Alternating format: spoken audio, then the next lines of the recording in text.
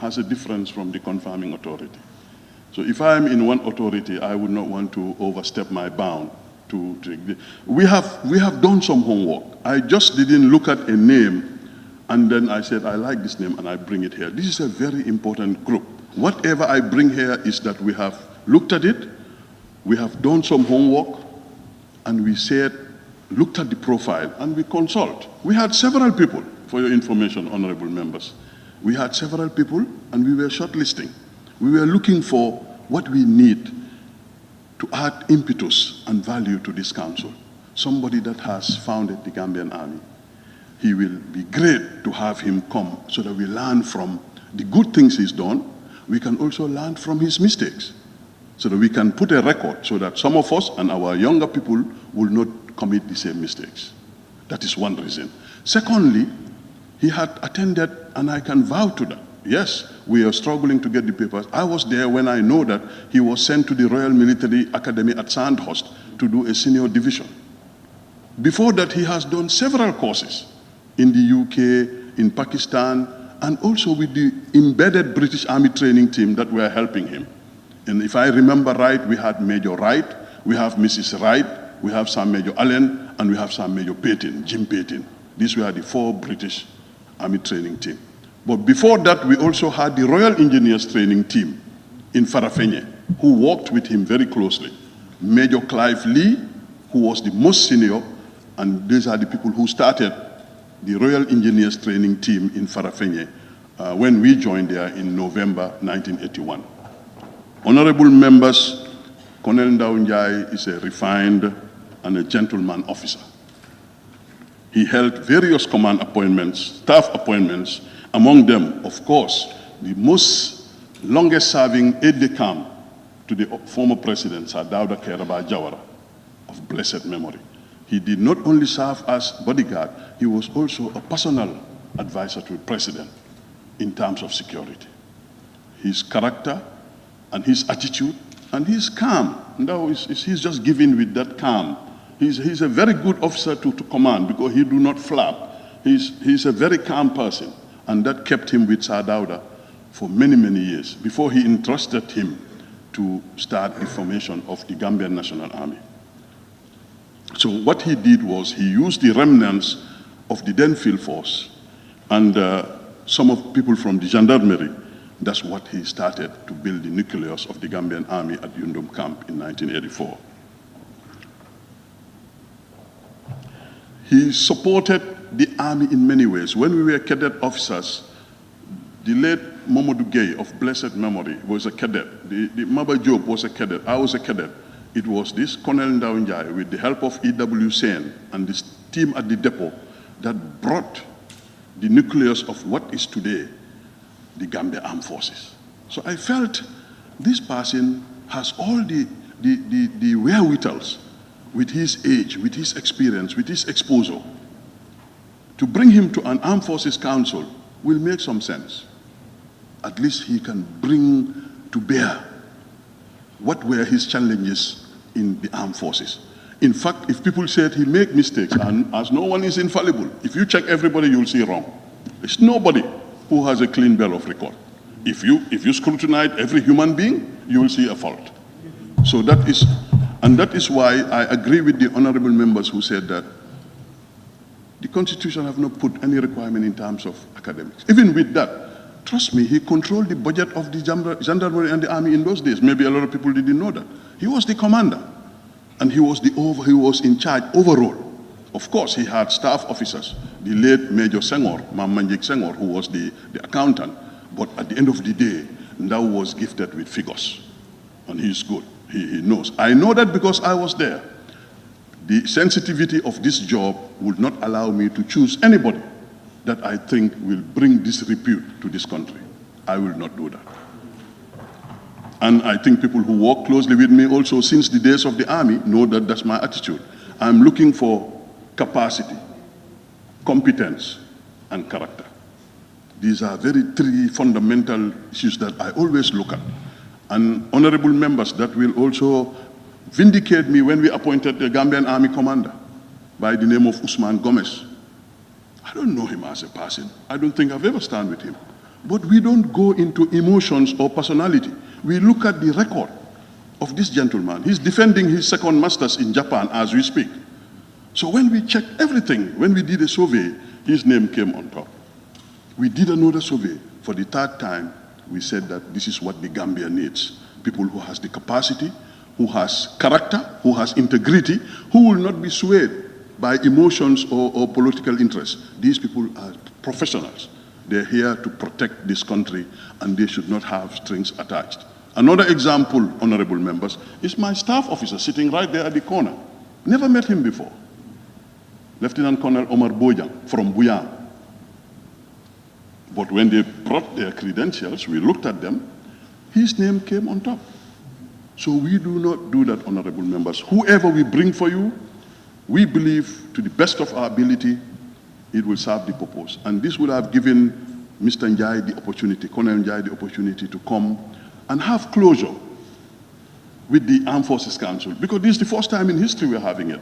This is all to help in the security sector reform so that we have inherited a broken system. That is true. Whose fault is it? It's all our fault, as far as I'm concerned. Because it's a system cannot be broken by one person.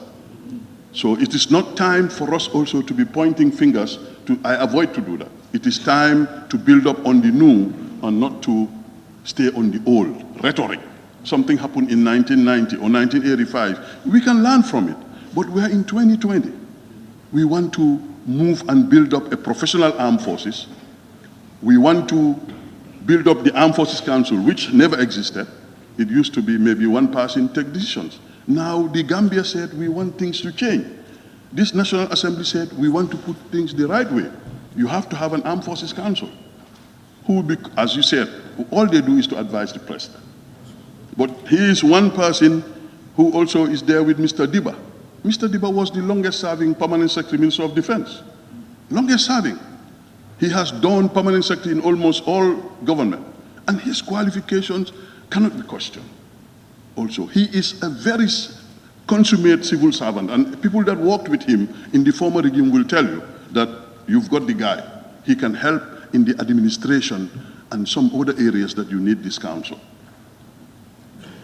Colonel Njie can also be there as the founder of the army to also catch up with us so that we know what went wrong or what good things happened. He can also advise from his wisdom. He does not only have wisdom, he has academic background. I was there, he couldn't have commanded for all this long until Sir Dawda gave him that opportunity when he was empty. And a lot of honorable members here had vowed that they know that he's a good one. Now we're challenged because of his documentation are lost. I don't know what else to do other than to seek from the army headquarters the little they have. Luckily, the person who has the records was a corporal in that battalion in Yundum. And if you call him today, he will tell you, yes, we've known him. He was the founder. He was the one who formed the first platoon of the first company of the first battalion at Yundum camp, of course, with the help of the British Army training team. I would want to also respond to several questions that were raised.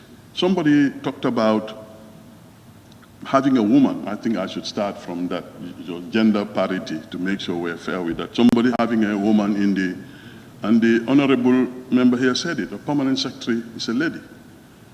Several workers at the Ministry of Defense, I can count 4 or 5, are all female at our ministry. And of course, we've said the vice president. But some of these people, the acting Navy commander is a lady. Right now, the acting Navy commander is a woman. So with the council, you can still have, someday the Minister of Defense will be a lady. We have come to do a job to fix and honorably bow out. That's why we're here. We're not here to make friends or to pick choices or to be unfair. We're here to see what is best for this country. I want to really make that clear. Somebody said we should encourage the younger ones. I agree. That's why when I traveled to Saudi Arabia, I traveled with one of the youngest Gambians you've ever traveled with. Even the Arabs were telling them that. How did you do it? You are very young. Because we are encouraging the young ones. But please, when you do certain assignments, also it's good to be mindful, especially when it is defense, security, armed forces. It's also good to have elderly people within the midst. There are enough young ones. Army commander is a young man. The CDS is a young man. You don't call him old. The commander of the Navy, the Army, or the proposed Air Force. So to have 1 or 2 elderly, well-accomplished Gambians, instead of pulling them down or putting them at the back burner, I think it makes a lot of sense. And it happens all over the world. It's international best practice, where you have elderly people to come in part of the team, and they will gradually hand over to the younger ones, but they will show them. If somebody has been present in a generation and you are not there, and he come and be part of your generation, he must know things that you don't know. I think, so these are reasons why, as a team, we found out that this Colonel and Mr. Diba could be a good part, and the committee scrutinized, advised, and they did everything they do to feel that I think what we're looking for, we have. We are beginning to start an Armed Forces Council for the first time in the history of the Gambia for it to work properly. We're now trying to set up, we've already achieved our national security policy. We've got our national security strategy. We've just launched our defense policy last week. So we don't have time. We are moving for what the Gambians has asked us to do, is to put in place a mechanism so that the mistakes we've done in the past will not happen again. And when we all wanted to do the change, what we are expecting for this is the final hop. If you don't get right here, then we're in trouble, I'm sorry to say. This is where I personally, as a Gambian, think that if I come here, I'll be treated properly as a Gambian, and no strings attached. And no, whether politics or something, no way. This is about an Armed Forces Council. These are people who may advise the president to deploy the armed forces. Of course, before he does that, he has to come here. I think the Constitution is very clear. However powerful you are there, but you have to come here. Even when the war is over, God forbid, and peace is coming back, the executive also has to come back here. So this body is a very powerful body. It's an able body. I will just pray that when we advise, you can scrutinize, but please know that we are advising based on lots of reasons. We've done a lot of homework, honorable members, before coming to. Somebody said, of course, we've talked about the gender issues with reforms. We are in the reforms. In fact, this is part of the reforms because we've never had it. Do you want to stay before like what we used to have? No, we want to move on. And that's why I think President decided to let go the Ministry of Defense to make it a standalone ministry so that with the parliament we can come together and make the reforms. As we speak, our people are working. Actually, they've called me in and I said, no way, today you are not lucky. I thought it was going to be 3 hours, but it looks like we have to reschedule our meeting. The security, national security advisors and the team are waiting for us to move on because there is a lot that we are going. Honorable members, I want to just vouch and inform this August Assembly that Colonel Njie is a very strong professional officer with his age and exposure and experience will add impetus to this Armed Forces Council. And the intention is to bring him in for him to share what he's got.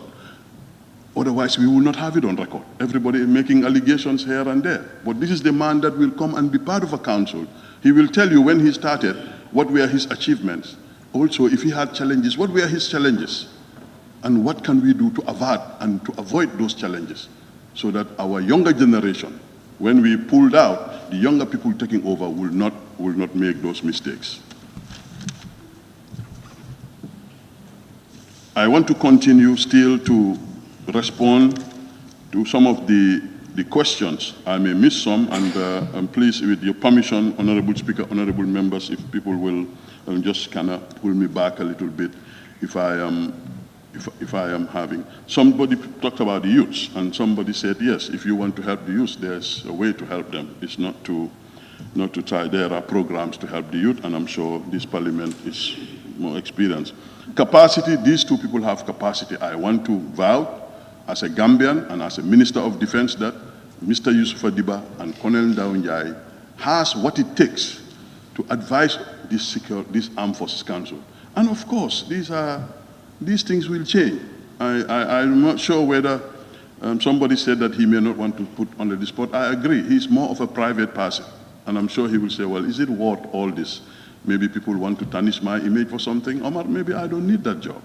But that's his prerogative. As a Gambian, they were looking at people, we shortlisted, and then the bar came to him after looking at the package with experience, with exposure, with being the first person to now you call the armed forces. It's always good to say thank you. These are the people who started it. It's just like when you want to give credit to all and you forget about the elderly members of parliament. Someday we have to say thank you to them. These are people who's been there to clear the ground. And when they come also in the council, they'll spend with us some time to give us what they've got. And I'm sure what they want to do is they don't want to be there for. I think they will pull out. Then the younger ones would have built up the experience. Then you give them the job. This is our philosophy, honorable members. And finally, I want to say again, thank you for the opportunity that I come here in front of this August Assembly to interact with you for basically from 10 a.m. to now almost about 17:30. I have not regret any minute of what I spent it here because I have learned and I see how business is run here. And I see also, you know, how the people that are representing us in this parliament, even if I am away today to go on somewhere, I know the people that are here. So I expect that when we come with issues of national interest, the national interest of this country is very paramount. And finally, still on Njie, of course, somebody said he was born at the camp. Yeah, that's where he stayed. He stayed at the depot. When we used to go and watch depot sports when we were very young, he was a national player as well. He played the national team in those days. When he was in the armed forces, maybe it will not reflect on his record. And a lot of people who even served in the armed forces don't know about it. He was also a marksman. No, he's a good officer. And the West Africa Frontier Force, of course, at the depot before it metamorphosed into the field force, his father was part of, I remember the old man, he was a corporal with Kikala Balde and some of the elderly people who have served our country and others. So, distinguished honorable members, I want to appeal that these two candidates are people that can be of big value to help us start at least our reforms so that we can now advise. We're having problems on lots of issues. We are having problems with the border. We're having problems with downsizing and right-sizing and lots of other issues that this council now can sit as a very strong group to advise the leadership on what is the best way forward to achieve our reforms. This is the reason, honorable members, why and I want to, again, I cannot say that more than enough to say thank you, Honorable Speaker. Thank you, committee, for engaging us all these days to give you the information. And we apologize on behalf of the colonel that he lost his stuff because when he was moved out of France, heading to London, when he was ambassador of the Gambia, a lot of his stuff coming to the Gambia got lost. And I think you people also try to reach out to him. Mr. Diba, when he found out, he immediately packed everything and handed over to the permanent secretary. Well, this gentleman in the United Kingdom is struggling with his stuff because he's moved around a lot unexpectedly. Sometimes it happens. I also lose a lot of my stuff. So I want to, if I have said anything that offends anybody, it's not my intention. I just want to thank you and expect your support in our reforms as a country because we don't have time. Time is on our side. The CDS, as we speak, is going around the country, and part of what he's doing is all part of the reforms, to look at everything we have on the ground so that someday we can come to the select committee on defense and security and update them about our disposition, about our equipment, about our personnel, and then this August Assembly will say what kind of forces they need. And this armed force will become very critical to sit down with a very clear head to prepare this country so that very soon, when we people finish our job and pull out, you may have young Gambians who would have got the modus operandi and standing operational procedures to run a professional armed forces. That is a civilian control. That is our line of thinking in the armed forces, is the civilian control of the armed forces. The civilians are the oversight. You don't have any soldiers or generals moving around doing not. It must be civilians who say what they want, and you toe that line. I thank you, and I beg to move, Honorable Speaker. Thank you very much, Honorable Timekeeper. You've forgotten that the time has now changed, so can we move the motion so that we'll finish the business of today? Your assistant is there, but your... I rise to move that we sit to finish beyond 6 years, to finish the business of the House. And seconder, yes, Opanyumi. I rise to second the motion. Yes, thank you. It has been moved and seconded that the Assembly sits beyond 6 o'clock. So those in favor, please say aye. Those not in favor, please say no. So the ayes have it. We can now sit beyond 6 o'clock. Thank you very much, Honorable Minister, for the clarifications and responses given to the honorable members on the issues that they raised. Now, the next stage of the proceedings is for me to put the question.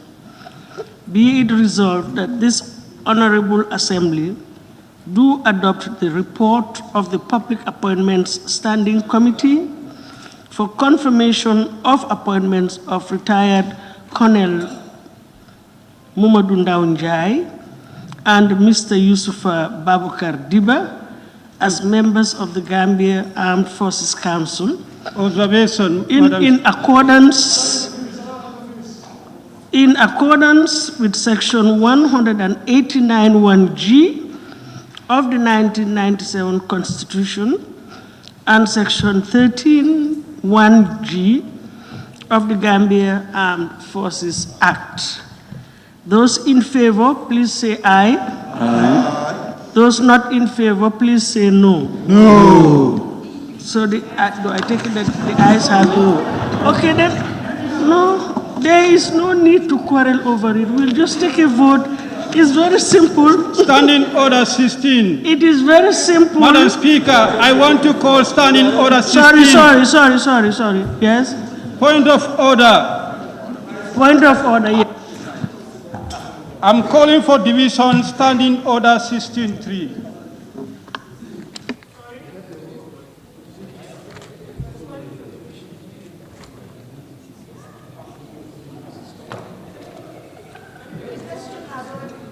No, he's not lying.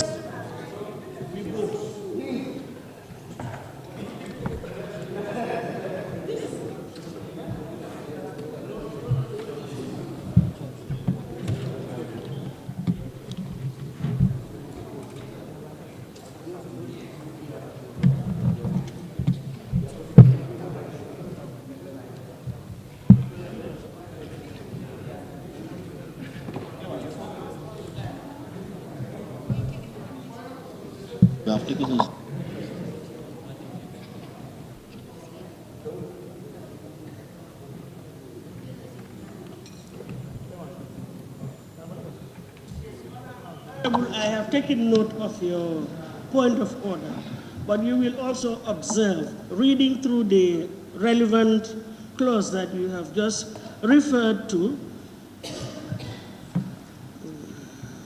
Where is it? The bell. Look for the bell. Where's the bell? Okay. If any member calls for a division, which you have just done, the Speaker shall direct that the division bell be sounded. Unfortunately, we don't have a division bell. So we repeat the question and wait for 5 minutes. Agreed? Yes.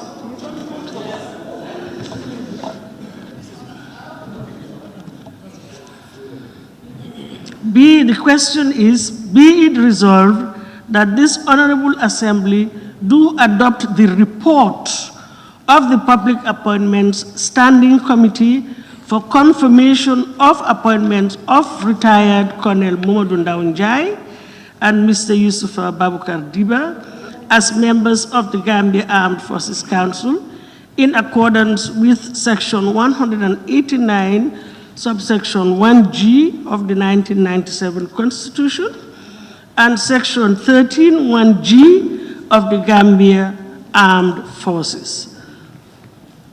So we wait for 5 minutes. We give it 5 minutes and take.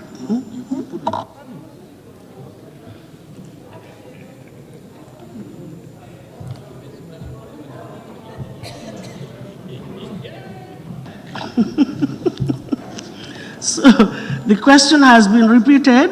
Those in favor, please say aye. Aye. Those not in favor, please say no. No!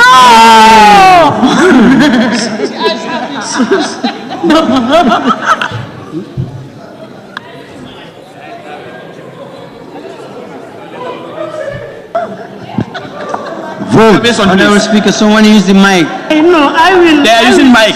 Sorry, I will allow the division. I think it's only fair that we take a vote. There is a division. We take a vote. Yes, but please, let us just do it calmly and we will vote. Nobody is particularly interested in either way. Let's just do it properly. So, please.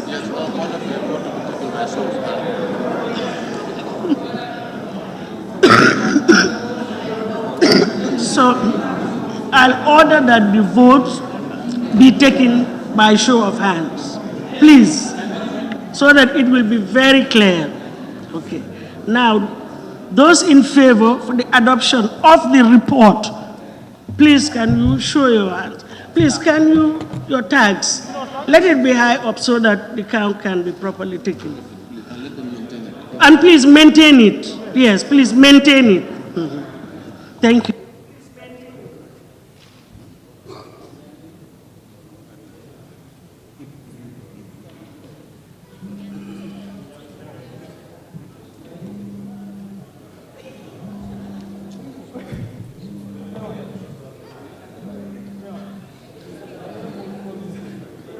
Okay, thank you very much.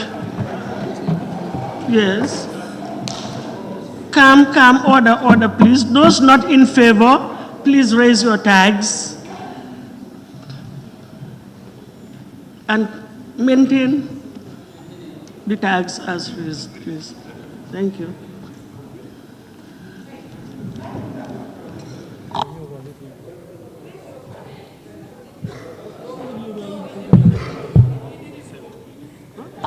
Table office wants to confirm. Please maintain your tags.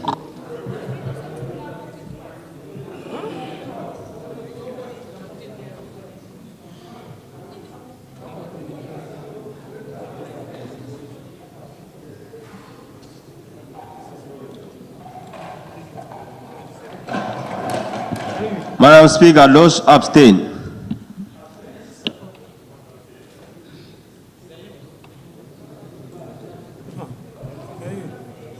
Yes, the abstentions, please. The abstentions. No abstentions. One. Only. No. Honorable members, you cannot force anybody. You cannot. You cannot force anybody. We've taken the Honorable Speaker, we are not forcing anyone, but they are some who abstain. So please, can I announce the results as given to me by the table office? Ayes 22, noes 27. So the noes have it.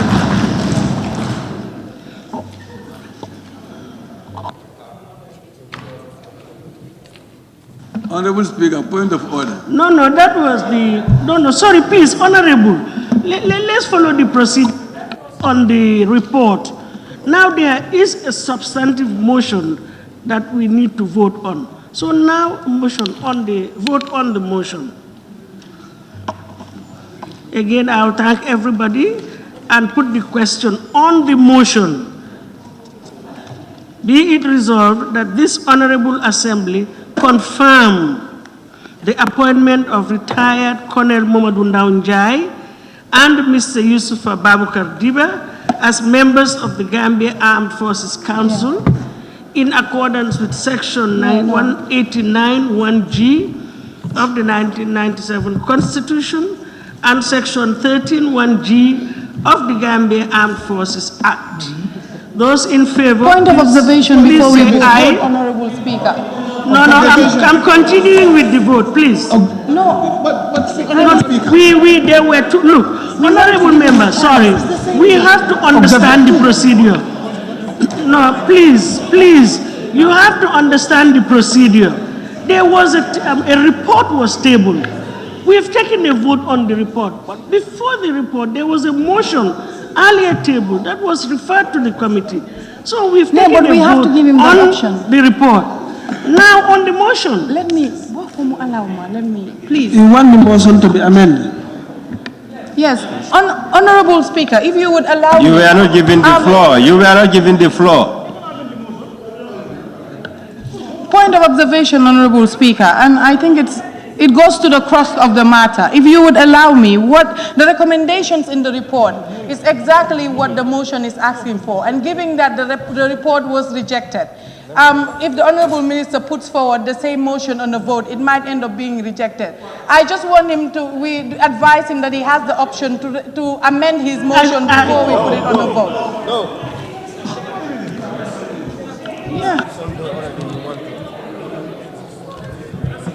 He's just, look, if we just do things calmly, we will get there.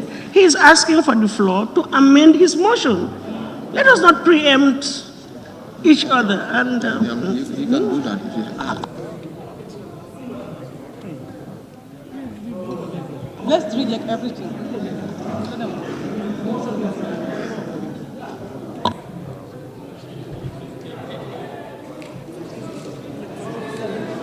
I can exercise my discretion to allow him to amend his motion if he wants to. No. If he wants to, if he applies for the motion to be amended, I can exercise the discretion and allow him to do that. Or you? Honorable Speaker. Yes, he says he wants to amend his motion. Let us listen to the amendment and we follow the procedure again. No, a motion that.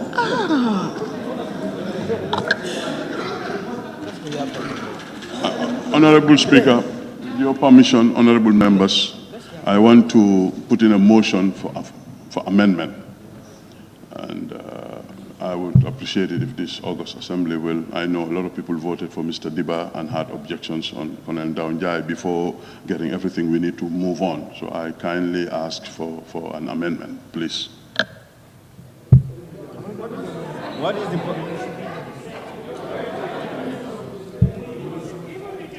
Did not get it clearly. It's Can you?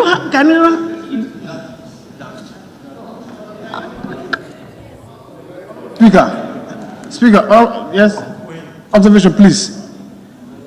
What I'm saying is that a vote has been taken to reject both Diba and Njie. So what I mean again is amending the report. What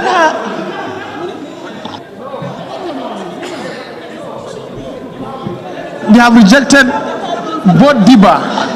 What? Let me You are not correct- giving the floor, honorable. Let me correct you, honorable member. What has been rejected is the report. It is the report of the committee. Yes, it is, but it is the report. You had two documents. Now you are voting on the substantive motion. observation, Madam Speaker? Observation. Given, Observation, Madam Speaker.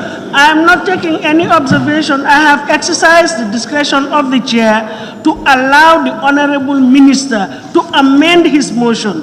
Honorable Now, Speaker, amending the you are motion, about to you will set follow your precedence because you have given chance to No, honorable you will members. You are not giving the floor, honorable. do whatever the House decides.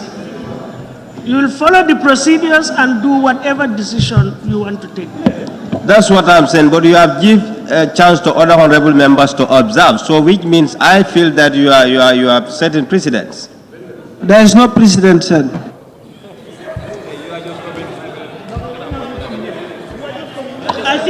I think we should try, honorable chair, I think we should try to be very conversant with our standing orders.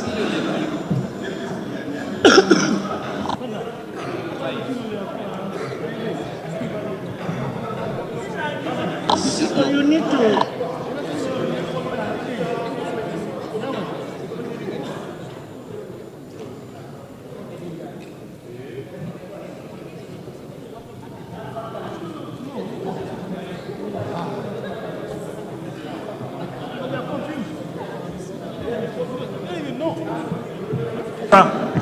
Honourable Speaker, I'm rising on order 58-1, please. I'm rising on order 58-1. Order 58-1. I'm rising on order 58-1. I have given authority to the Honourable Minister. I have exercised my discretion. Allow him to move an amended motion. Can I read my order? Let me refer you to point to clause 58.1. Notice of an amendment to a motion shall be made or shall be given by being handed. Okay, notice of a motion. Yes, 58.1. Notice of an amendment shall be made or shall be given by being handed in writing to the table office not less than 2 clear working days, 2 days before the sitting at which the motion to which the amendment relates is intended to be released.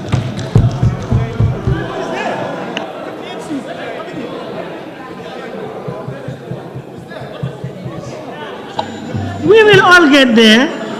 If we listen to each other, we will all get there. Read further. Go to your paragraph, clause 7, sub-clause 7. Notwithstanding. Are we together? Notwithstanding paragraphs 1 to 5, you've just read one. When a motion is under consideration in the Assembly or in a committee thereof, at the Speaker's discretion, an amendment may be proposed to the motion if it is relevant thereto. Madam Speaker, is it relevant? After voting for a motion that is unparliamentary. A motion has been voted already, Speaker.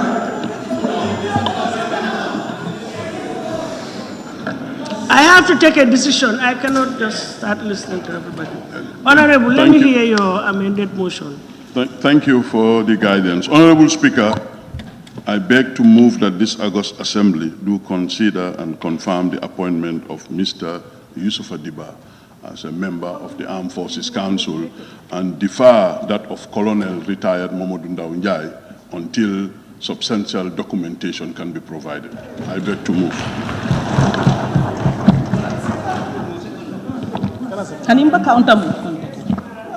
Thank you very much. I rise to second it.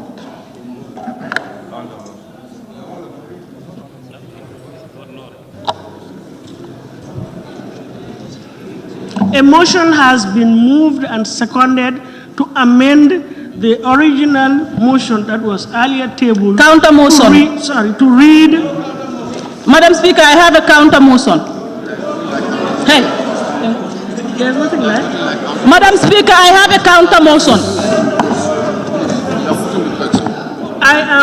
Honorable members, I am putting the question that there is an amendment, a proposed amendment, which has been moved and seconded to read the appointment of Mr. Yusufa, Babukar Diba, as member of the Armed Forces Council in accordance with Section 189(1)G of the 1997 Constitution and Section 13(1)G of the Gambia Armed Forces Act, and the deferment of the appointment of retired Colonel Momodou Njie until there was substantial documentary evidence is provided. Now, those in favor of... Madam Speaker, there is a motion on the floor. I have a counter motion. Honorable, there is nothing like a counter motion. You vote against it. Madam Speaker. Those in favor, please say aye. Those not in favor, please say no.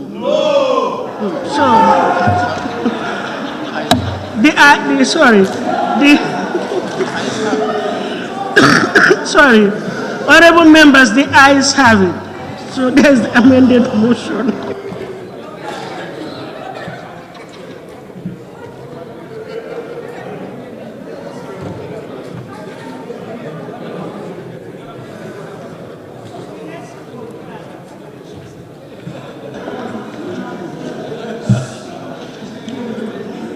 Motion. This is the next report. Yes. Motion to withdraw. No. Is it the, The report of the Defense Committee. yes. Defense Committee, are you ready Yes. for your report? Yes. Laying of papers and reports continues. Report of the National Assembly Standing Committee on Defense and Security for the Assembly to ratify the consolidated motion by the Honorable Minister for Defense regarding the Turkish Agreement by Honorable Momodu L.K. Sane, Chairperson. Thank you very much, Honorable Speaker, for giving me the floor. Honorable Speaker, I will give the opportunity to my Vice Chair to lay this report. Thank you.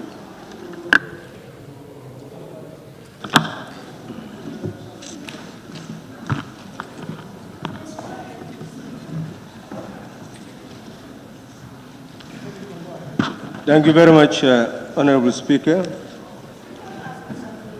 I rise to lay the report of the Standing Committee on Defense and Security on the ratification of instruments between the Republic of Turkey and the Republic of the Gambia for adoption.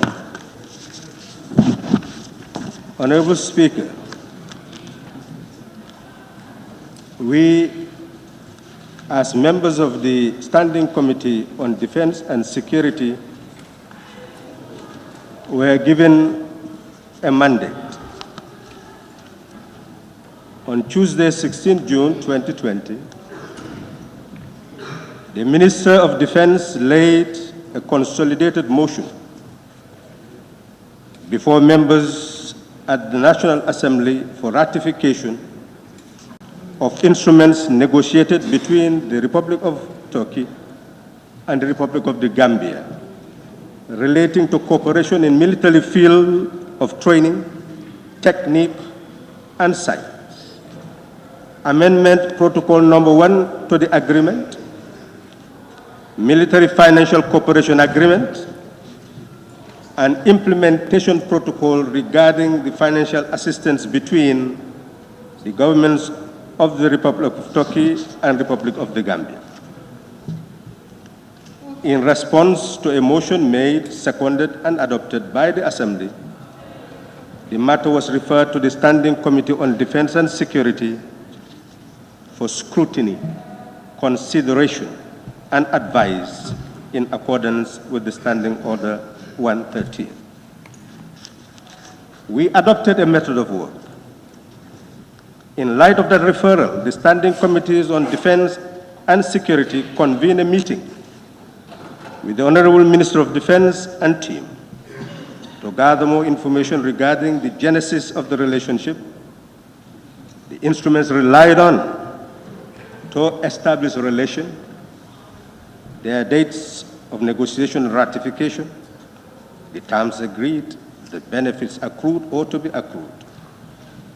The objective was to scrutinize all stages of the relation and the instruments signed, with a view to ensuring that all the necessary protocols leading up to the motion for ratification of the agreement are exhaustively weighed against the requirements of the Constitution and the standing orders of the Assembly. Honorable Speaker, the Minister gave his justification for ratification before the committee. The Minister of Defense, in his argument of the need for ratification of the instruments, forwarded the following justification. The said instruments confirm a long-standing relations which adds value to documents such as the Agreement on Cooperation in Military Education signed in 1990 and the training of Gambian gendarmerie personnel in Turkey signed in 1991. That the Republic of Turkey shall make financial contributions to the Gambia an amount of 100 million Turkish lira, equivalent to 17 million US dollars, for military purposes through a period of 5 years with possible extension at the expiration of the agreement date. That the agreement has the potential to provide the Gambian armed forces with latest military equipment such as armored personnel carrier, night vision goggles, among others, which are too expensive to procure under the current circumstances. That there is need to equip and consolidate the armed forces with the requisite training, military gears, and the right mindset that will enable them to defend not only the sovereignty, but the interests and integrity of the country and compete at the international stage with the best of standards. That there is no military training college or academy or a training center of excellence in the country, and as such, Gambia has to rely on the support of partners such as Turkey for exchange training visits. That the country's military viability to qualify for peacekeeping missions largely depends on the strength, skills, exposure, and hardware capability of its army. Thus, collaborating with Turkey will provide a great opportunity for the Gambia to build its military might. That participating in peacekeeping missions has boosted the morale and living standards of the Gambian military, and fostering a relationship with Turkey will consolidate Gambia's chances to partake future missions. Therefore, which provides the main gateway for peacekeeping missions, will be closing by August. This provides the need for greater security collaborations with partners in order to partake in future missions elsewhere.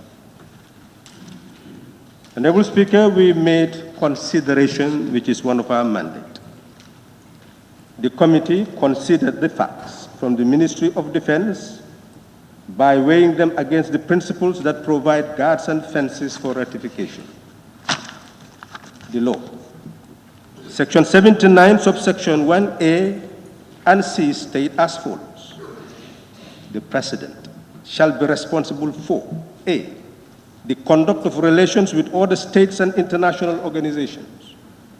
C, the negotiation, and subject to ratification by the National Assembly, the conclusion of treaties and other international agreements. It is evident that negotiation and signature of international instruments, such as treaties and agreements, must be followed by ratification before concluding the process with exchanges of the instrument of ratification for enforcement. Demonstration of adherence to the steps provided by the Constitution is the first litmus test to determine whether an international instrument is fit for ratification.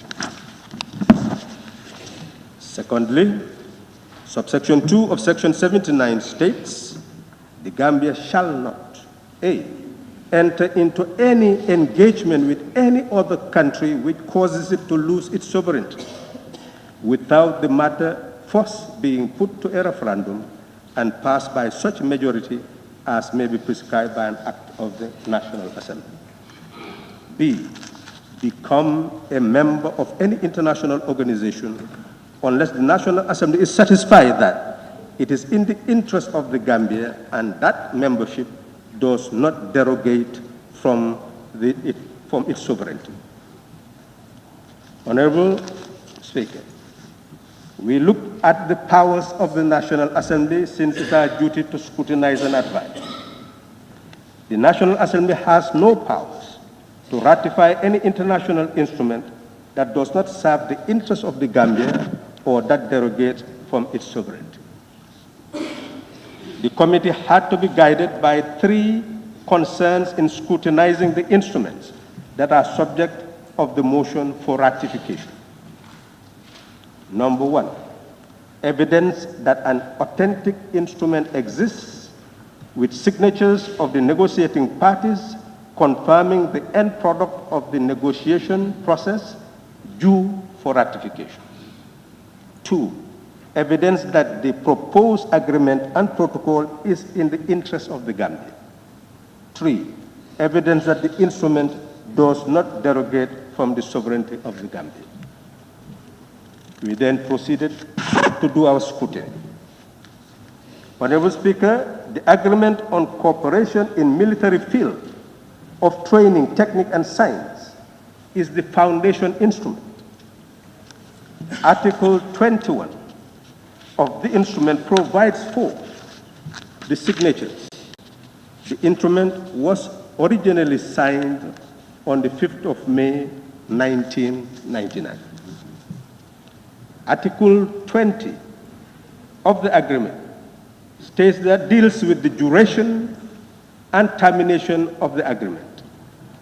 It reads, the agreement is valid for a period of 5 years and shall be extended automatically for 1 year each time, unless one party notifies the other about terminating the agreement in writing 90 days before the expiration date. Our findings. Honorable Speaker, the first finding, a memorandum from the Embassy of the Republic of Turkey addressed to the Ministry of Foreign Affairs, International Cooperation and Gambians Abroad, which is submitted to the committee by the Ministry of Defense, indicates, quote, agreement between the government of the Republic of Turkey and the government of the Republic of the Gambia on cooperation in military fields of training, technique, and science has already been ratified on June 6, 1999, and is currently in force for both countries. The minister and his team were quizzed on this piece of evidence. They retrieved from their archives instruments of ratification which were reported to be exchanged with the Turkish authorities, indicating amendment to the foundation agreement dated 14th May 2012. The date of ratification of the amended instrument was put at 25th April 2012. The committee considered that it would be absurd if an amendment is ratified without the existence of a parent agreement to amend. Even though no instrument of ratification has been presented as evidence to confirm that the foundation agreement has been ratified and that it is still in force, the committee had to accept the written evidence provided by the Turkish Embassy via the Minister of Foreign Affairs and the oral concurrence conveyed by the Minister of Defense that the agreement dated 5th May 1999 is still in force and does not need to form part of the motion for ratification. Second finding, the second instrument that is submitted for ratification is Amendment Protocol Number 1, agreement between the government of the Republic of Turkey and the government of the Republic of the Gambia on cooperation in military fields of training, technique, science, and science. The instrument seeks to amend Article 14 of the 5th May 1999 agreement. The Minister of Defense produced a list indicating the motion moved on behalf of the ministry for ratification, the date, the serial number, and the mover of the motion. This list indicates that the motion to ratify Amendment Number 1 was moved on behalf of the Ministry of Defense on the 25th of April 2012. The amendment protocol submitted for ratification is dated 22nd June 2012. The instrument prepared on 14th May 2012 for the exchange of the ratified instruments also contained the ratification date of 25th April 2012. the committee drew the attention of the minister and the team to Section 79, subsection 1, which mandate the President to conduct the negotiation to craft a formal agreement that must be brought for ratification after signature. He was asked how it was possible to ratify an instrument on 25th April 2012, only to have it signed after ratification on 22nd June 2012. Concurring that was an absurdity, it was concluded that the anomaly was due to institutional challenges which hindered proper record keeping and adherence to the appropriate administrative and constitutional dictates. The attendant procedural gaps did not hinder the ministry from advancing that, despite some discrepancies in the records, his team found in the office sufficient evidence is available to convince him that, upon hindsight, Amendment Protocol number 1 has been ratified and is still in force and should not form part of the motion for ratification. Third finding, the Minister of Defense indicated that while the Foundation Agreement and its amendment protocol were contracted before his team assumed office, the Military Financial Agreement dated 2nd May 2019 and the implementation protocol regarding financial assistance signed on 2nd May 2019 are within his purview and gave his confirmation that they are yet to be ratified. The Turkish embassy has also furnished written evidence that the two instruments have been signed but not yet ratified. The findings of the committee therefore reveals that the scope of the scrutiny, consideration, and advice on ratification must be restricted to the two instruments. Honorable Speaker, we therefore proceeded to review the Military Financial Cooperation Agreement. The Military Financial Cooperation Agreement has 11 articles. The spirit underlying the agreement is embodied in the preamble. The object is to further strengthen the military cooperation within the scope of promoting a long-standing friendly relation and contributing to restructuring the armed forces of the Gambia. Article 1 indicates the purpose of the agreement, which is to give focus to terms and principles that should bind the provision of 100 million Turkish lira, equivalent to $17 million, to enable the Gambia government to purchase goods and services for military purposes. Article 2 indicates the scope of the agreement. The financial contribution is to enable the Gambia government to purchase goods and services for military purposes from domestic firms and companies, primarily in Turkey, making 100% domestic production in accordance with Turkish legislation. Article 3 establishes the authorizing agents for the implementation of the agreement as the Minister of National Defense of the Republic of Turkey and the Minister of Defense of the Republic of the Gambia. Article 4 deals with the guidelines for implementation of the agreement, including the preparation of prioritized project proposals concerning foreign military assistance extending to years as well as annual outlays. Article 5 restricts usage rights for the goods and services purchased through the financial agreement. No transfer to third parties is allowed without the prior consent of Turkey. Facilities should not be used against the interests or security or territorial integrity of other states. Honorable Speaker, it's good to amend what is there. Should not be used. Article 6 establishes the principle of confidentiality regarding the security of classified information. Article 7 provides for dispute resolution through negotiation without involving third parties. Failure to agree could be cured by termination by either party or by mutual agreement. Article 8 provides for the principle of unanimity in amending the provisions or resort to termination if agreement is unattainable. Article 9 highlights the requirement for ratification before implementation. Article 10 prescribes the duration of the agreement, which is 5 years from the date of entry into force, and automatic extension for 1 year period unless 60-day notice is given to terminate the agreement before expiry date. Article 11 provides for signature.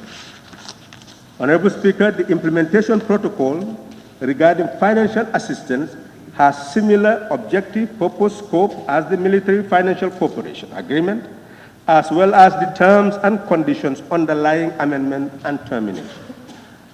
The only element that is different is the allocation of 5 million Turkish lira as a financial component of the instrument which would be utilized to purchase military goods and services.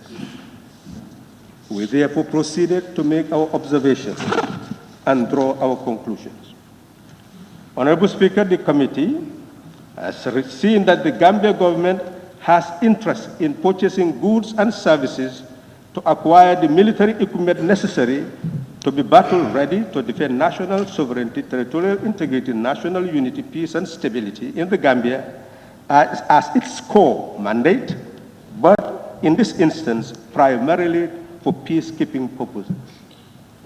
The Ministry of Defense is of the view that the agreement will provide the financial assistance necessary to meet their immediate need of restructuring and modernization of the armed forces. Turkey also has something to gain. The companies in the Republic of Turkey would be benefited from the purchase of goods and services by the Gambia from financial resources provided by the Turkish state, which may lead to the purchase of more military goods and services in the future to sustain the equipment purchase through military assistance. Turkey would also benefit from friendly ties in enhancing cooperation in international relations. The agreement put before us for ratification does not contain any provision allowing the Turkish armed forces to play any command and control role over the Gambia armed forces, nor are any obligation placed on the Gambian armed forces to participate in any conflict in support of Turkey. The agreements are also terminable by either party in all sovereignty. Recommendations.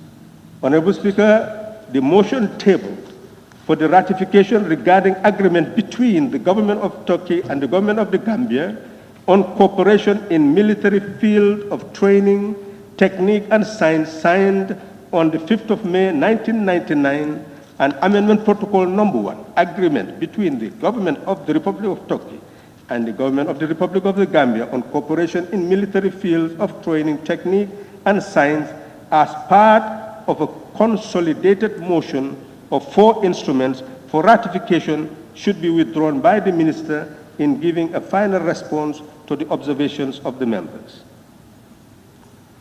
A fresh motion for the retention for the ratification of the Military Financial Cooperation Agreement and the implementation of the protocol regarding financial assistance should be tabled for consideration, meaning that the Minister could withdraw the first 2 motions and retain the last 2 motions. Advice on principles of ratification. It would be prudent for the Assembly to note that the agreement is in the interest of the Gambia and does not derogate from its sovereignty. Number 2, on procedural reform for the ratification of international instruments. The Assembly should implement the powers vested in it by Section 79, subsection 3 of the Constitution, which states the National Assembly may, by resolution, establish procedures for the ratification of treaties and other international agreements. There is evidence of lapses in submitting instruments for ratification, which when they should. There is no mechanism to enable the Assembly to know whether the instruments are in force or to assess their impact. The Assembly should therefore establish rules of procedure on submission of international instruments for ratification and make it a requirement for the presentation of activity reports, including financial statements on the usage of funds, goods and services on an annual basis. Honorable Speaker, with that presentation, I move for adoption, and I beg to take my seat. Thank you very much, Honorable. Honorable members will recall that the consolidated motions moved by the Honorable Minister for Defense regarding the Turkish agreements were tabled by the Honorable Minister for Defense on Tuesday, the 16th of June, 2020. And upon the motions being tabled, was seconded and referred to the Standing Committee on Defense and Security for scrutiny and for them to report back to the Assembly. And that is what they have just done. I think we should commend the committee for fast-tracking the work of the committee and presenting a report because we were told or were informed that the agreements are very urgent and we were running against a deadline. So thank you very much for that. Now I would invite seconder. Yes, Nyamina is. Thank you.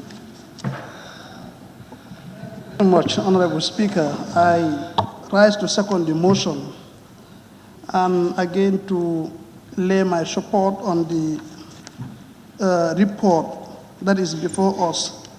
The committee ought to be commended, of course, considering the urgency of this agreement as emphasized by the minister when he was tabling the motion the last time.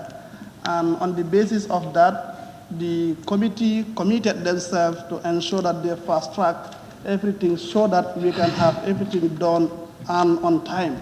And that is exactly what we are experiencing today. Honorable Speaker, I stand to support this for the fact that the agreement is symbiotic in the sense that both countries will stand to benefit at the end of the day.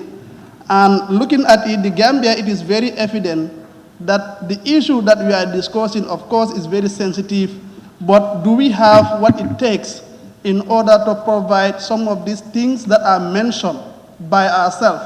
Because we don't have that financial muscle in order to purchase some of the equipments that are mentioned, and of course, we don't have the financial muscle to provide some of this capacity building for our people or our security personnel.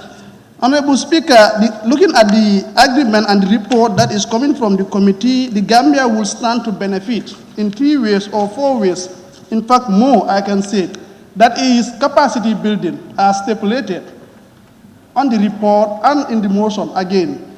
The Turkish government, of course, they are committed to provide that capacity building for our security forces.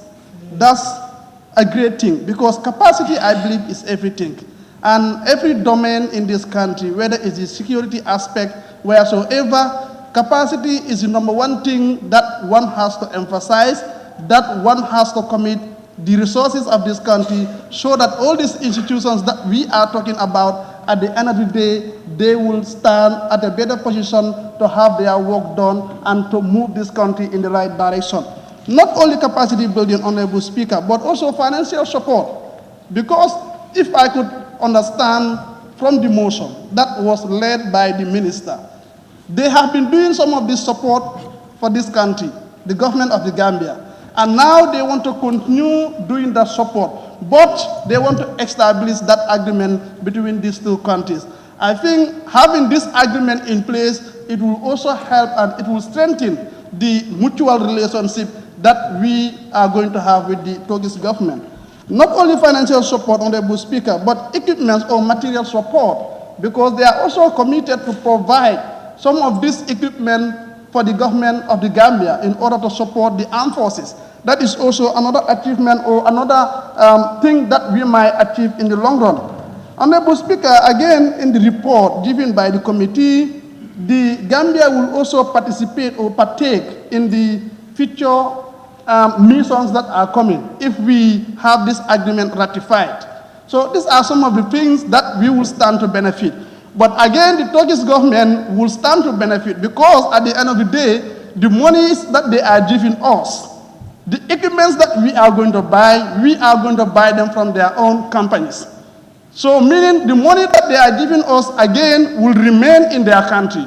I don't know whether we can see that, we can try to extract that information or that logical idea that they are trying to emphasize here. Because I am giving you out something, but this is something that is not going out. But instead, I am doing that to empower the people that are working in those companies.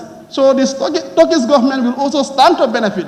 That is why I use the word that the relationship or this agreement is symbiotic, meaning both countries will stand to benefit at the end of the day. But Honorable Minister or the mover of this motion, are we thinking in the long term? The report, maybe the minister can better address that, hence they are the one dealing with the financial aspect or managing the financial aspect of their ministry. We cannot just continue relying on the donors or outsiders because this is not a lasting solution. They are doing this for a period of time and we cannot predict what is coming in the future. Maybe if we want to go back again to renew the contract or the agreement, whatever we might call it, they might not adhere to it. And if we are not properly organized at that material moment, then it could be so frustrating as long as the government of the Gambia is concerned. So are we thinking in the long run, having planned or designed anything to ensure that the training, the college, of course, there is nothing as such, if I could understand from the report, to build up that college or that training center, education center, where our own people will be sent to go and have that capacity, come back and train our own individuals or military personnel in this country. Their sustainability will come. But in as much as we want to rely on them, then we don't know what will happen in the future, and that might not be sustainable at the end of the day. So I want the minister to help this August Assembly, whether they are thinking in the long term, to have that financial capacity in order to build the capacity of our individuals who are coming. Again, to build that training centers, education centers, and all those stuff that it requires in order to have that sustainability. Honorable Speaker, thank you very much. Honorable, I now put the question. It has been moved and seconded that this Honorable Assembly do consider the report of the National Assembly Standing Committee on Defense and Security for the Assembly to ratify the consolidated motions by the Honorable Minister for Defense regarding the implementation protocol on the financial assistance between the government of the Republic of the Gambia and the government of the Republic of Turkey, signed on the 2nd of May 2019, and the military cooperation agreement between the Republic of the Gambia and the government of the Republic of Turkey, signed on the 2nd of May 2019. Those in favor, please say aye. Those not in favor, please say no. So the ayes have it. Now, honorable members who wish to take part in the debate may do so. Yes, honorable member for Lower Nyomi, please can you take the list? Thank you. Thank you very much, Madam Speaker. I just have two observations. One is the justification 8. It is sad to hear, also sad to read, that therefore could be winding out in August. That's almost in 2 months' time. So this is going to be another alternative. So justification is there. If we go to the law, the same page, consideration, law. When you read, we had 1A, there was no B, then you skip to C. How is it? The numbering. Those are my observations, Madam Speaker. Thank you very much, and my contribution.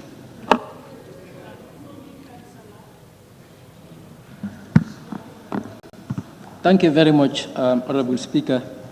Honorable Speaker, to begin with, I want to commend the members of the Standing Committee on Defense and Security, because I vividly remember it was last week when these reports were committed to the committee, and here they are today presenting a report as per their engagement with the Ministry of Defense as per these agreements.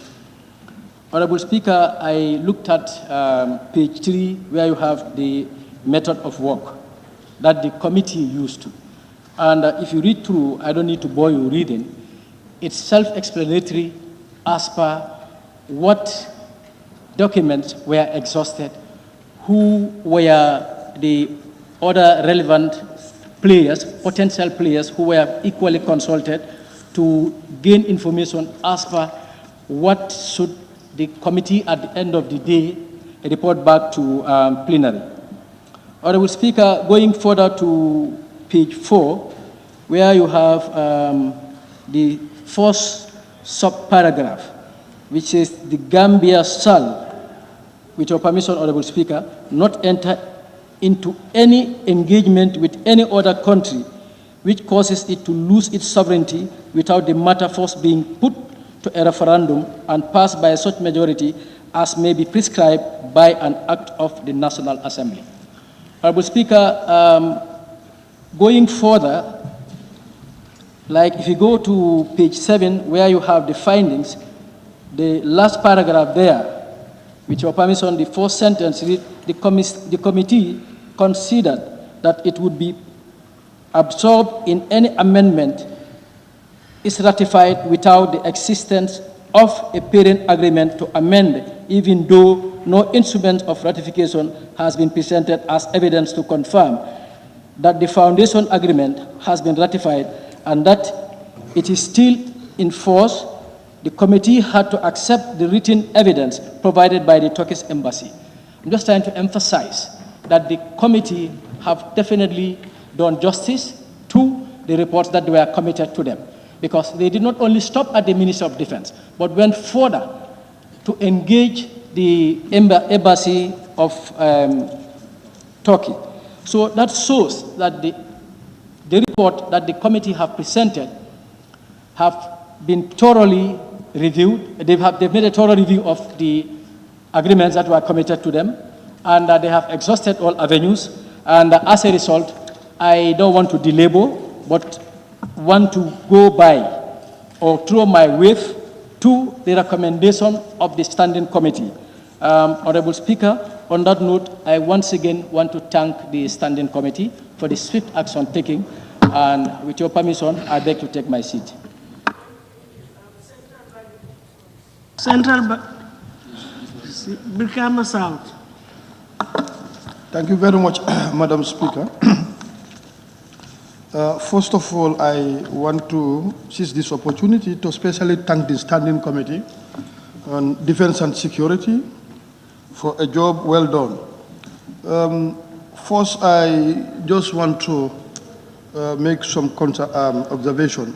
With regards to the justification for ratification, if you look at point 1, page 4, the said instrument confirm a long-standing relationship which add value to documents such as Agreement on Cooperation in Military Education signed in 1990 and the training of Gambian gendarmerie personnel in Turkey signed in 1991. So like this has been a long-standing that has been going on. But if you come to the tail end, that is recommendation. Recommendations on page 12. I would have expected also the committee will go further to recommend even the government to create a kind of national academy that will be internally training, because all this training is geared towards acquiring capacity, which is extremely important. And we have to take side of the position of military and their role to be protecting our territorial integrity. If you look at it right now, the state of Gambia is kind of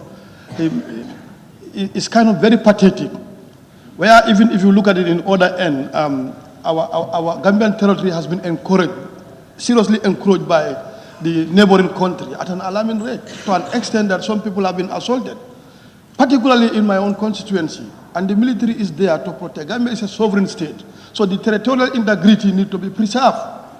But the trend in which is going, all this training in order to acquire certain capacity is to defend the territorial integrity. But the way the status are is a problem. I would have recommended the committee also to come out with a suggestion whereby a kind of military academy will be in the country. Before going to Turkey, sometimes require a lot of funding. So there could be internal training, even whereas the expert can come and train and see how best can we control the territorial integrity of this country, because it is a big problem. That is my observation, and I would like to stop here for the time being. Probably in the adjournment debate, I will talk more about this border crisis. That is a major concern and a potential conflict brewing between the two countries. We need to take care as a state. Honorable Member for Woolly East.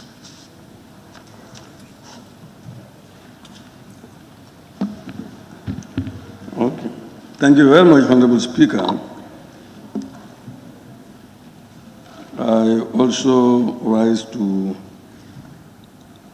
give my support to this report.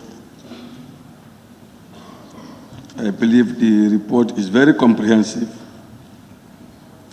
even though they have a very short period to work on it. Honorable Speaker, there is nothing wrong for us to seek for support when we need it, especially from friends, to augment our security where necessary, as long as it does not derogate us from our sovereignty.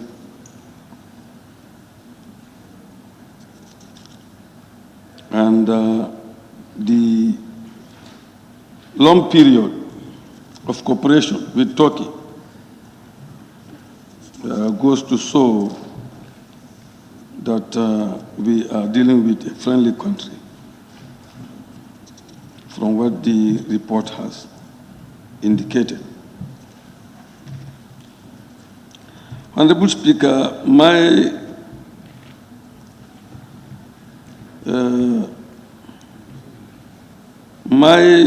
contention is in relation to the protocol, which says, for example, the resources allocated to the Gambia pursuant to this protocol is not used. If it is not used, the remainder shall be returned to the Treasury, that is the Turkish Treasury, without considering the notification date.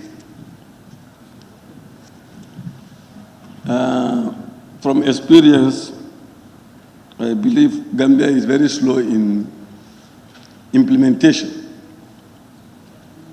That's my observation.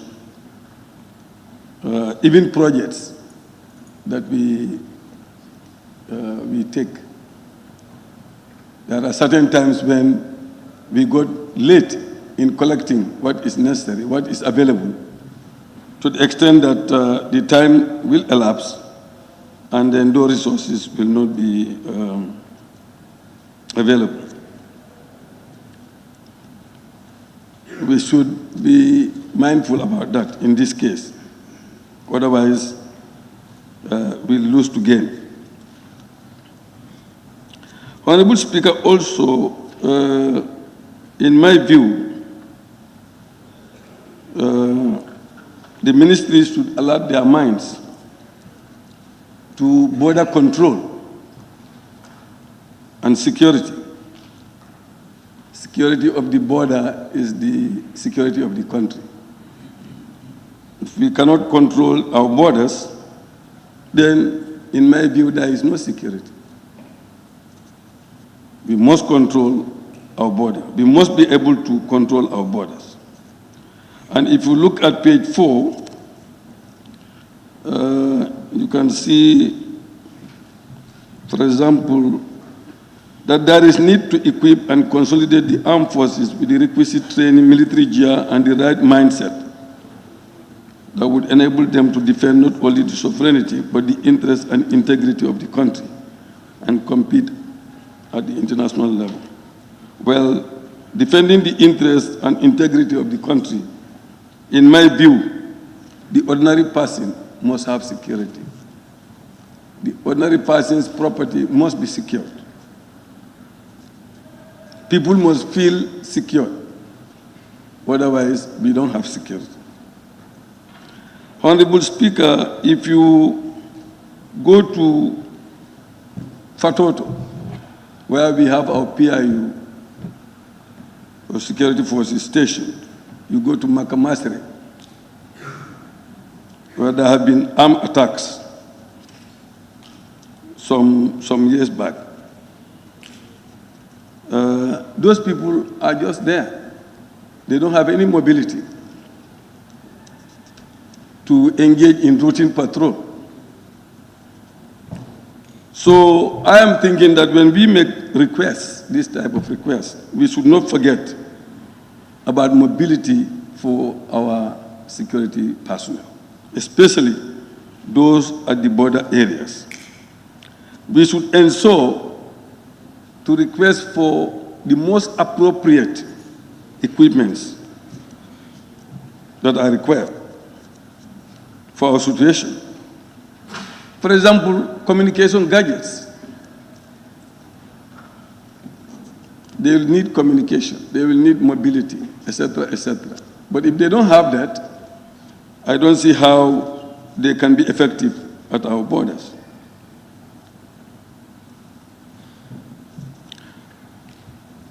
Honorable Speaker, also, I was thinking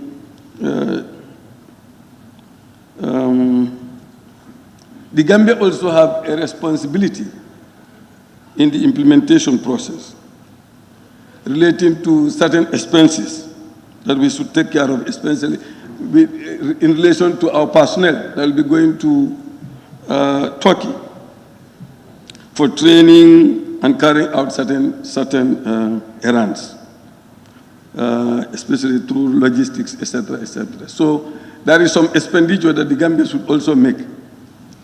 And we need to be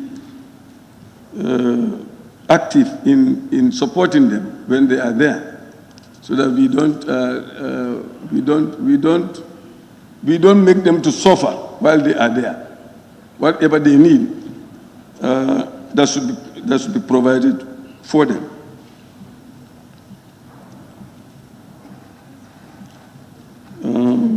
Yeah. I think those are some of my observations. I thank you for the time. Thank you. Honorable Member for Woolly West.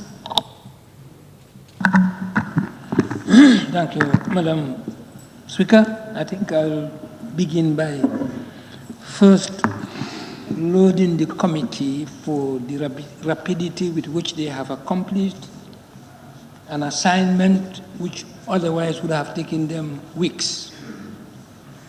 And this would also bring me to say that it is really wisdomatic that we amend the standing orders to now start the practice of committees meeting even during session. This is international standard. You see, it was necessary for committee to meet, and not only this committee, but other committee, my committee also had to meet during this session. So I think it should be now in the standing orders that committees can also meet during sessions, because it is absolutely necessary. We'll always come to this. So instead of making a motion to suspend this or that, there should be a standing order which provides for the meeting of committees during sessions. It is fundamental, madam. I think our committee is going to consider, since we are in the process of amending, this is also going to be part of the amendments. It's necessary.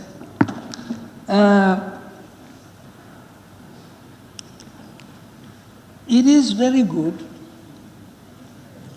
We are always saying what Gambia gains, what Gambia gains, what Gambia gains, all the time. Gambia gains, Gambia gains. But what does Gambia give? For 50 good years, the continent of Africa does not have, and there are excellent academies in the continent. In Ghana, for example, since 50s, late 50s, they have a wonderful military academy. Yes, Turkey is providing facility for Gambia's trading. But it is also possible for Turkey to provide finance for Gambia to train its military anywhere in the world, particularly on the continent, which is going to contribute to the integration process that we are working on in Africa. It would be beautiful if African soldiers from the Gambia can be trained in Ghana, can be trained anywhere else on the continent. This is what we want. It is true that they are providing this finance, but it's like this is more or less like the Chinese grant to the Gambia, $75 million dollars for the construction of infrastructure in URR. But Chinese experts are here to take back that money back to China. The same system exists here, because the money provided here is going to be used by the Gambian army to buy military wear from Turkey, not anywhere else. That's a condition. This is a big tragedy for this continent. I think the time has now come.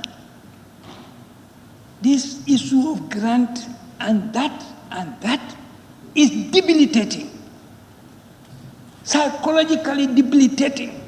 We always say, well, we can always get it. Instead of tightening our belts to create the possibility of having this in our continent, in our countries, we can do it.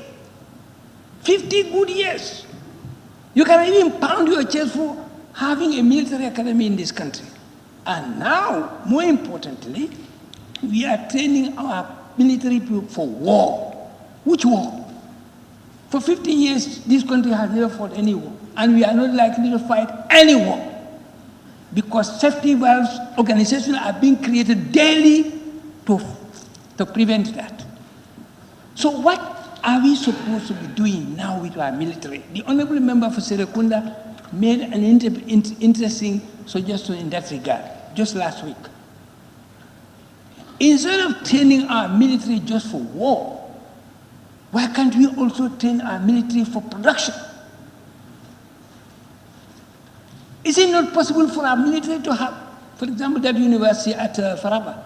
The first buildings were constructed by the Army Construction Corps. And that can be helped to develop even further, to expand, to have building construction, road construction, and all the rest of it. Otherwise, the army is trained for war. There is no war, but they sit there. Even now, we are in dire need of army. I suggested this at the beginning of this COVID-19, to guard our borders against incursion. But it's not happening. The armies would have been wonderful. The soldiers would have been very wonderful. The army would have been wonderful in doing that. But our borders remain porous. Senegalese pour into the country everywhere, anytime. All the infections they have developed over in this country are always foreign. So I think we have to have a new perception of an army. Maybe there is a need for army for security, but more so to be used to serve the purpose that we are now hiring foreign companies to do expensively. The manual rehabilitation work would have been done by our army. Wonderful. I'm 100% sure if you had made provision for it. They could have done it. All these roads that are dilapidated in this country would have been constructed by the army if we had given consideration to that. And I think that is a new thinking that we must inject into running the army in this country, so that they don't become a liability to our economy, but they become factors of promoting that economy. I think that is very important. Madam Speaker, I don't want to take any more time, but I think these are considerations that we should have now. The Minister of Defense, I'm sure this is a new perception that we must have of our army in order to render them more productive than they now are. Thank you. Yes, thank you. Combo East. Thank you very much, Honorable Speaker. I must also thank the Committee on Defense and Security for a job well done. After a short space of time, they are able to bring out this report. Honorable Speaker, I think this motion or agreement is a non-controversial because judging by the fact that it is reciprocal for both countries, that is the Gambia and Turkey, because both countries have to stand to benefit the mutual benefits that are needed to be accomplished with these agreements. Honorable Speaker, on page 4 of the Roman figure 4, if with your indulgence I may read, there is need to equip and consolidate armed forces with the requisite trainings. It further down to say that compete at the international stage with the best of standards. Obviously, Honorable Speaker, I think this would create skills and talents for our Gambian armed forces to compete international standard. Actually, this is a very good dimension which one would be able to ascertain that the Gambia Armed Forces seriously needs some of this help, and I think with the limited resources that we have in this country, we cannot be able to do it, but then when we have genuine partners like Turkey, we'll be able to do it. So I believe this is non-controversial, and I believe all my honorable members will lay their support on this very important agreements. And I thank the committee once again for their actual rules in implementing this very important agreement. Thank you so much, Honorable Speaker, and I beg to take my seat. Yes. Thank you. Bill Cameron North, please. Thank you very much, Madam Speaker. Last week, this consolidated motion was laid before the National Assembly and substantially debated and referred to the relevant committee for scrutiny and advice on the consolidated motion. We could have gone ahead because we felt the motion should be passed because we were badly in need of such support and assistance. However, we would not have done justice if we had done so. What has been made available by the committee has indeed vindicated the plenary that we did the right thing in the right way. I only need perhaps, I think this was just typo or word spacing, maybe to correct those ones before substantially. Page 6, first line, secondly, subsection 2 of, the spacing between 2 and of. And then page 7, fourth paragraph, the last line, the word 25th April. That also has to do with spacing, 25th April. And then page 8, fourth paragraph, first line, that also has to do with 22nd June, and the last line of the same paragraph, 25th April. the following paragraph, 22nd June appeared. Second line of the last paragraph, where you have advancing that day. I think that day was a typo. That day, then despite. Page 9, second paragraph, dated 2nd May 2019. That was a spacing.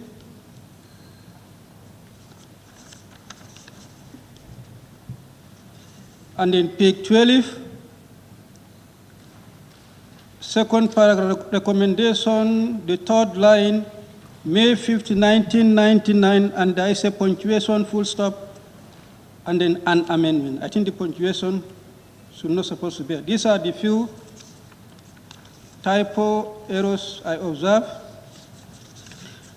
Substantially, Madam Speaker, the methodology applied is perfect, as guided on how justifications were advanced regarding the ratification of the consolidated motion, and consideration based on available laws highlighted to properly guide us legally. Then this was followed by relevant findings. First finding, second finding, and third finding. It's of importance to note what is revealed under the third finding, the second paragraph. The Turkish embassy has also furnished leading evidence that the two instruments have been signed but not yet ratified. This is a very important information.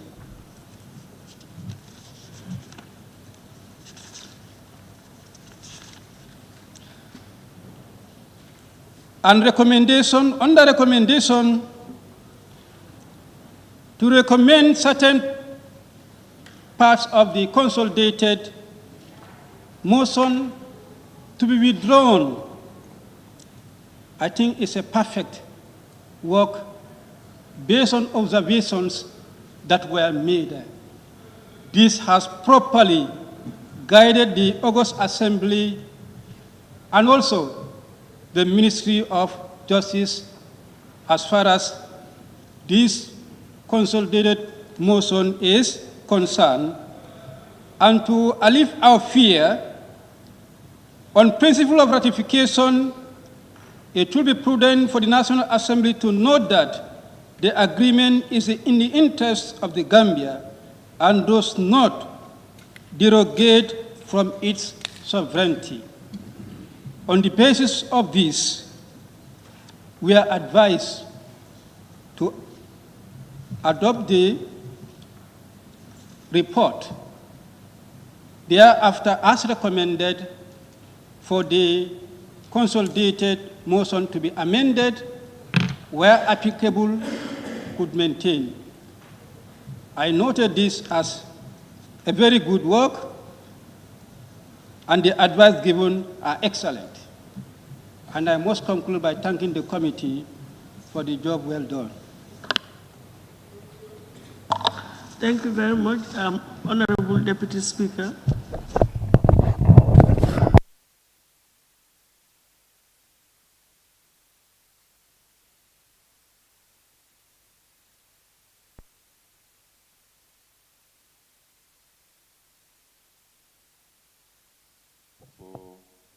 The good words of sentiment that they talked about the committee with regards to this report. Honorable Speaker, it was on Tuesday, 16th of June, 2020, when the Minister of Defense laid a consolidated motion before the members of the National Assembly for the ratification and instrument of negotiation between the Republic of Turkey and the Republic of Gambia. Honorable Speaker, when this motion was laid, I take the floor and took permission from the plenary, since this is a matter of urgency, if the committee can be allowed to go ahead with the work. Madam Speaker, within 7 days, this job was done. We engaged the minister and his team, the Deputy Permanent Secretary, the Permanent Secretary, and the minister himself. We engaged them over almost every other day, just for the interest of our country, so that this long-awaiting agreement since 1990 to 1991 should be looked into as quickly as possible, because the time of elapsing was very near. I think this is a move in the right direction. The minister and his team also take it upon themselves. At any one given time, if we call them, they are with us. I remember some days back, we were with them for almost the whole day, up to 6 o'clock, 7 o'clock. That helped us to fast-track this report. And Madam Speaker, the report really, when you look at the report, that it talks about our security forces in Darfur are winding up. And there is no other way, no other area where our security forces can be taken to. But we